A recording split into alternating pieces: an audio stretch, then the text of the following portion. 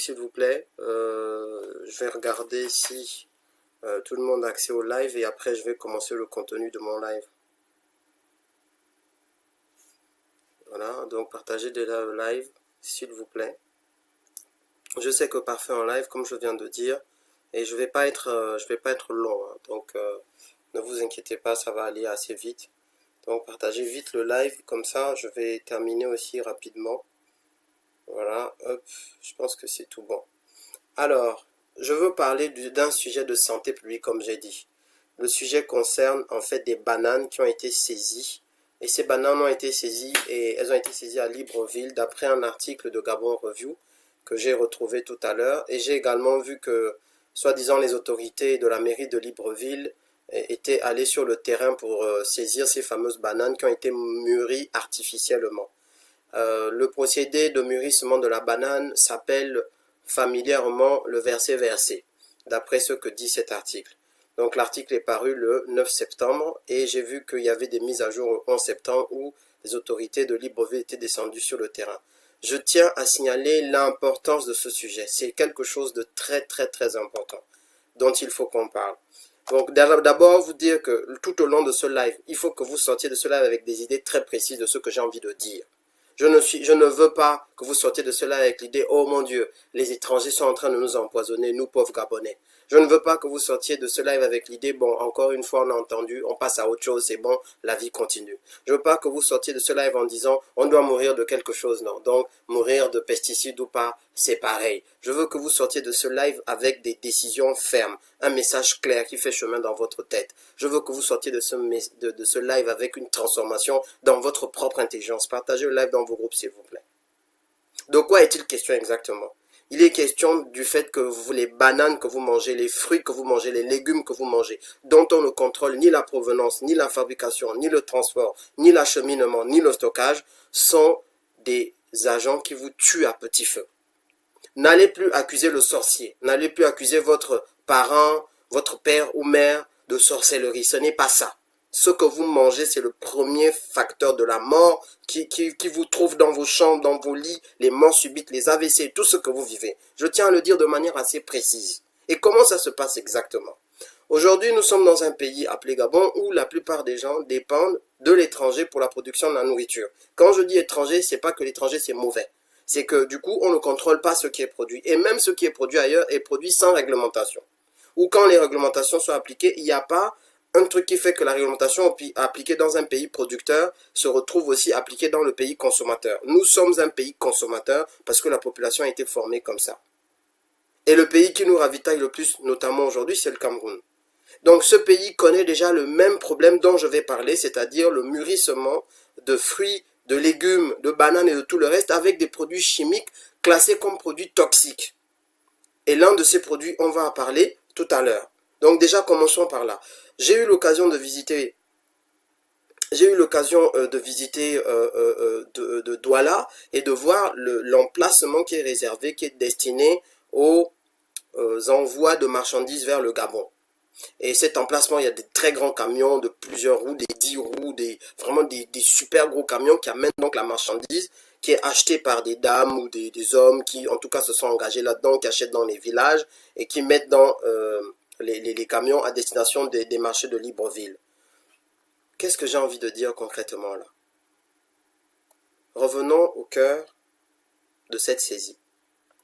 D'après ce que j'ai lu, un produit chimique converti sur des bananes et d'autres produits permet de faire mûrir ces produits, ces bananes et autres, et les fruits, pour qu'elles aient bon goût, pour qu'elles aient une bonne apparence, pas bon goût, une bonne apparence, pour que vous ayez envie d'acheter et pour que ça mûrisse plus vite, notamment les bananes.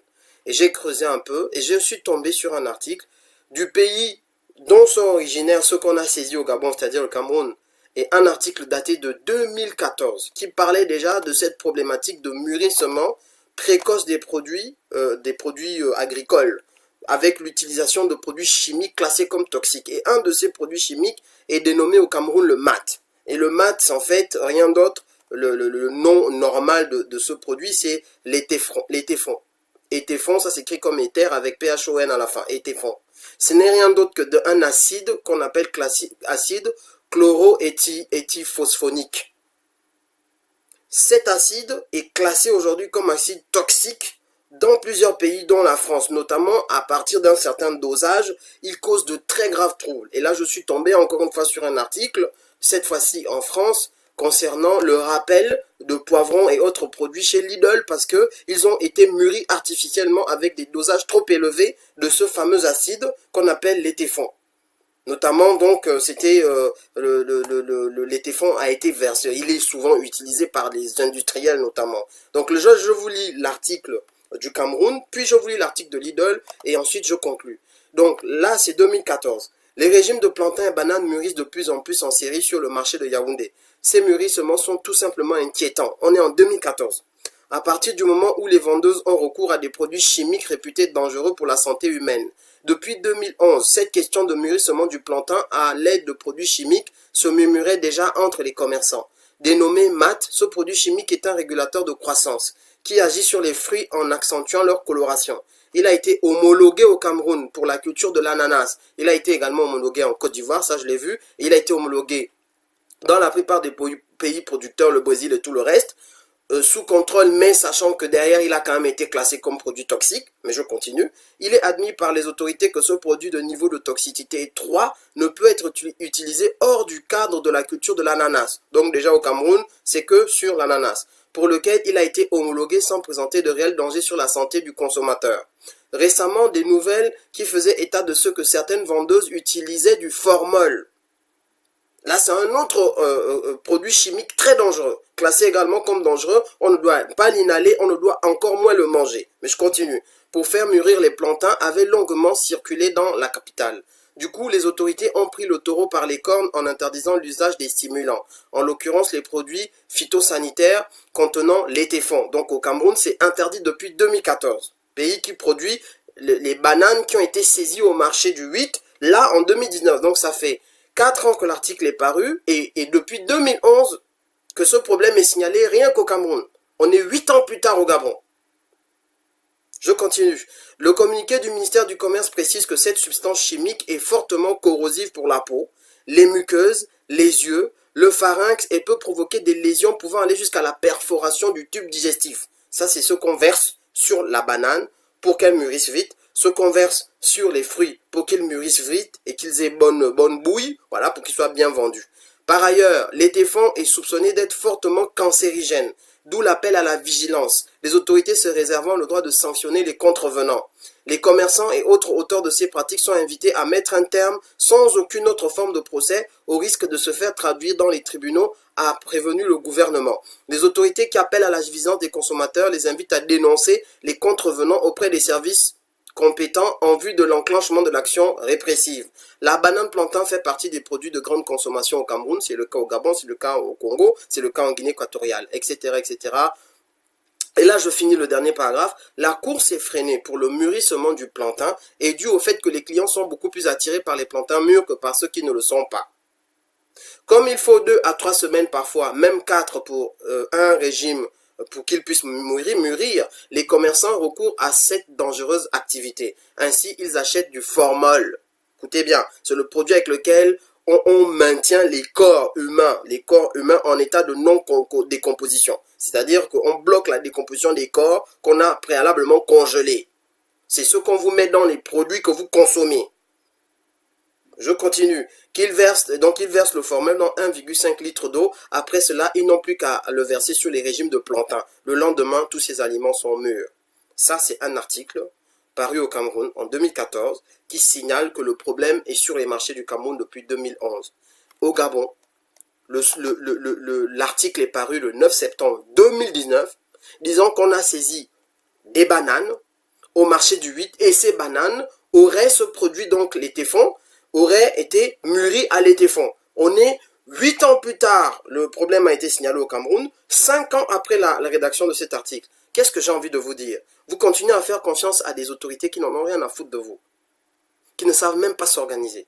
Vous mangez des produits qui vous tuent à petit feu, sinon à grand feu. Vous avez des ulcères, des cancers qui commencent à naître, des AVC en poutoulou, et vous vous demandez d'où ça vient, et vous accusez le féticheur du coin, vous accusez la maman qui est une maman qui vous voudrait du mal, la famille de machin, le truc, les morts subites dont vous souffrez. Vous voyez d'où ça vient? Ça vient du fait que on choisit les mauvaises personnes au mauvais endroit et qu'on a un système qui est totalement dérégulé, sans aucun contrôle. Qu'on a des autorités qui ne favorisent pas non seulement la culture locale, parce que quand on cultive localement, on peut mieux contrôler.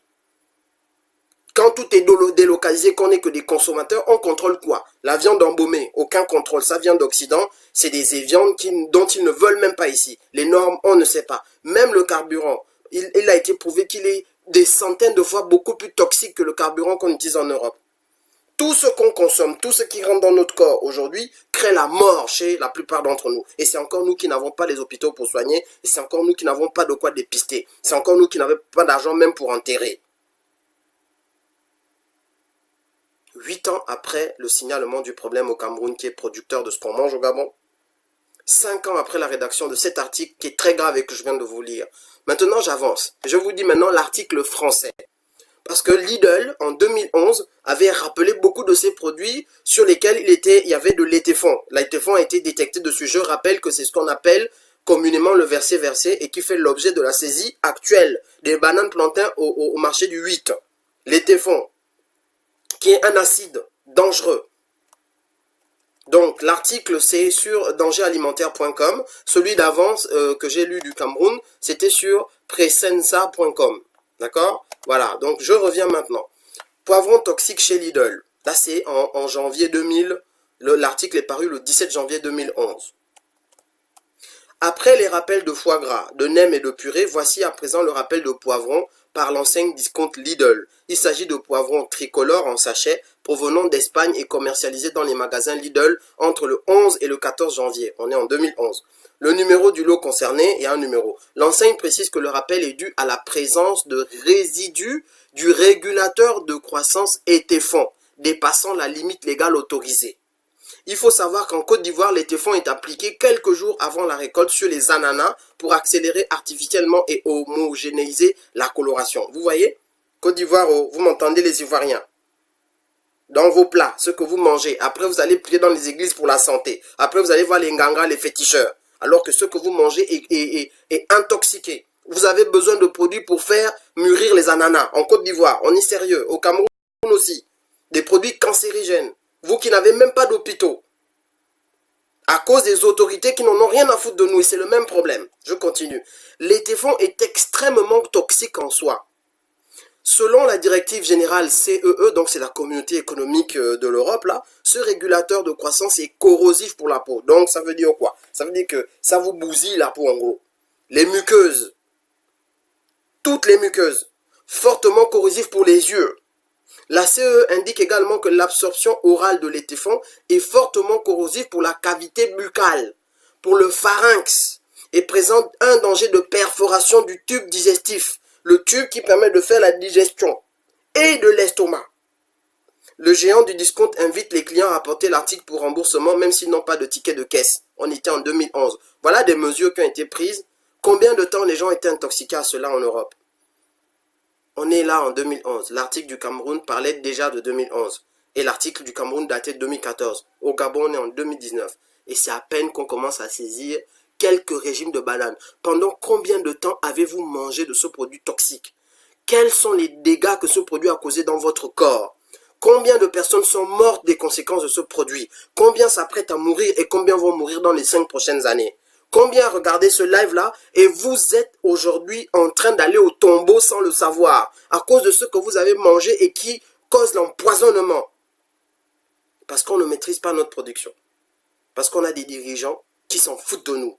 Et que ces gens-là, vous-même, vous êtes les premiers qui les mettez à la gestion du pays. Il me reste 4 minutes. J'aimerais que vous vous posiez les bonnes questions maintenant. Et que là, dès maintenant, vous disiez, je veux désormais produire ce que je consomme parce que je contrôle ce que je produis. Vous avez l'espace pour ça. Prenez le temps que vous prenez à aller boire. Essayez de faire en sorte que ce temps soit utilisé pour ne pas mourir bêtement. Pour ne pas faire mourir vos enfants bêtement. Pour ne pas empoisonner votre famille et votre corps. Prenez ce temps, 10 minutes, 1 heure, 2 heures, 3 heures par week-end. Faites de l'agriculture vous-même. De l'agriculture de subsistance. On ne vous demande pas de devenir des grands commerçants de bananes. Vous pouvez y arriver. Commencez dès maintenant et dans 12 mois, vous aurez une plantation de je ne sais même pas 250 ou 300 bananiers que vous pourrez stocker pendant 10 ans si vous voulez ou revendre pour obtenir autre chose. Mangez ce que vous produisez et vous contrôlerez ce qui est dans votre plat parce que la mort est dans vos plats. Et je vais finir en disant un peu les dangers du formol, parce qu'on a vu dans l'article camerounais que des commerçantes camerounaises mal intentionnées mettaient même du formol. Je suis sûr que cette pratique est aussi répandue non seulement au Gabon, mais en plus la banane qui est produite au Cameroun, c'est elle qu'on mange au Gabon. Donc de toute façon, le corollaire, c'est que tout ce qu'on va retrouver au Cameroun, on le retrouve au Gabon. Je vous ai lu l'article tout à l'heure. C'est aussi simple que ça. Qu'est-ce que c'est que le formol? Donc là, on va dire le nom scientifique formaldéhyde. À température ambiante, le formaldéhyde est un gaz incolore, suffocant et inflammable, donc déjà. Il est souvent commercialisé sous forme de liquide. En 2004, le CIRC a classé le formaldéhyde comme cancérogène avéré chez l'homme, cancérogène de groupe 1. En Europe, il est classé comme cancérogène de catégorie 3, donc cancérogène possible chez l'homme. Mais suite à une proposition plus sévère de la France, ce classement est en cours de révision. Le formaldéhyde est utilisé comme désinfectant ou biocide, comme fixateur et comme liant dans les résines, produits de bricolage, etc., etc. Ces effets toxiques s'exercent par voie aérienne et localement par exposition directe. Depuis 2009, le cancer du nasopharynx est reconnu comme maladie professionnelle, donc là, dans le nez, parce que vous allez inhaler, et maintenant on nous apprend que des commerçantes camerounaises font mûrir des produits, et je suis sûr qu'il y a des commerçantes gabonaises qui le font aussi, et de toute façon, ce qu'on mange vient de chez nos voisins parce qu'on ne produit pas, je le répète. Et le but n'est pas de dire « Ah, les Camerounais nous font mourir ». Le but, c'est de dire « On a fait confiance à des autorités qui s'en foutent de nous et que nous-mêmes, on ne produit pas ce qu'on mange ». Voilà ce que je voudrais que vous reteniez de ce live. Pas rentrer dans les facilités xénophobes, mais comprendre que la situation qu'on a aujourd'hui ne peut pas continuer comme ça parce que vous avez la mort dans vos plats.